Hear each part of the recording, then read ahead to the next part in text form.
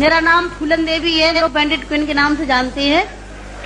और हमें पता नहीं था कि इतना संघर्ष करने के बाद हम जिंदा रहेंगे और आज आप सबके बीच में भी पहुंचेंगे, इतना मान सम्मान भी हम पाएंगे, ये हमने कभी नहीं सोचा था। 4 साल हम जंगल में भटके। आपको पता होगा कि हमारे हिंदुस्तान में नहीं कहना चाहिए ऐसे मौके पर, मैं कहूंगी, बताऊंगी जो मेरे पे बीती है, कि हमारे सामंतशाही लोग, पैसे वाले लोग और खासकर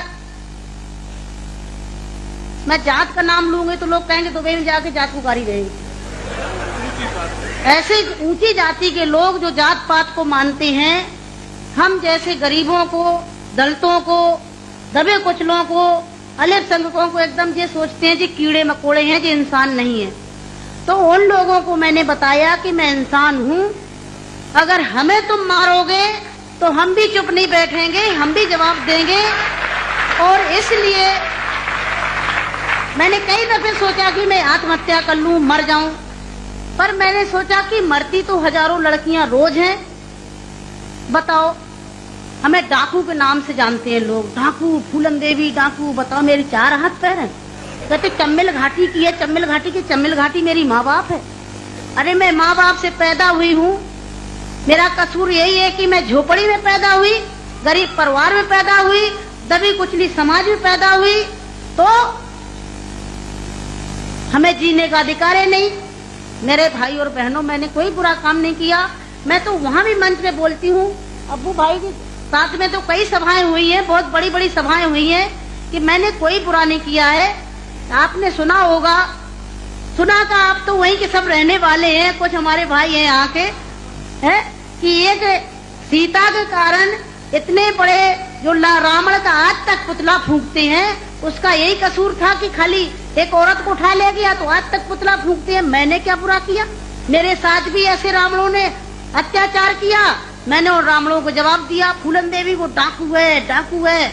अरे वो तो माननीय मुलायम सिंह जी की देन है, नहीं नाम लेना चाहिए, जो आज हम समाज के अंदर खड़े हैं। और नहीं तो इतनी बड़ी साजिश रची थी, हमने कोई बुरा काम नहीं किया। जिन्होंने हमें सताया, हमें समाज में रहने लायक नहीं रखा, तो गुस्सा में इंसान अच्छा काम नहीं करता, गुस्सा में गलत ही करता है।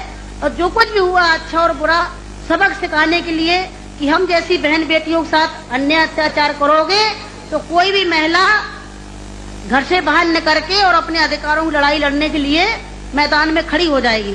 तो मेरे भाई और बहनों, हमें तो डाकू घोषित कर दिया।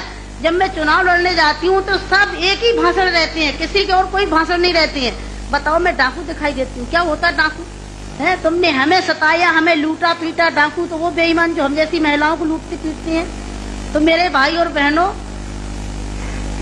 4 साल में जंगल में भटकी, 11 साल में जेल में रही, और जेल में भी हमें पागलों के साथ रखा गया था।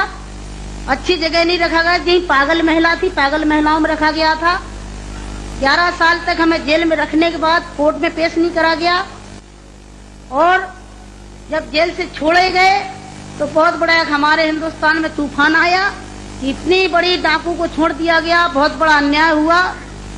बस आप सबका प्यार था, आशीर्वाद था, कुछ ऊपर वाले की भी दुआ थी।